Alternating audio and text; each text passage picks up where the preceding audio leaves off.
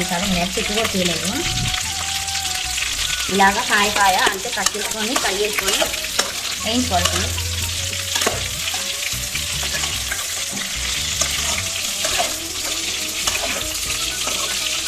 అయితే యాగిద్దాం ఫ్రెండ్స్ కాసేపు. అయితే మధ్య మధ్యలో తిప్పుకుంటుండాలి ఫ్రెండ్స్. ఎలా పడ్డాలో తిప్పకూడదు.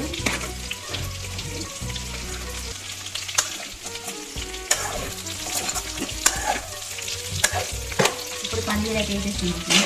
పల్లీలు తాలింపులో ఫస్ట్ అయితే ఇవి మాడిపోతాయి ఫ్రెండ్స్. అందుకే సగం అయిపోయిన తర్వాత వేస్తే సమానం సరిపోతాయి. అప్పుడు మాడిపోవు, బాగా వేసుకోవాలి.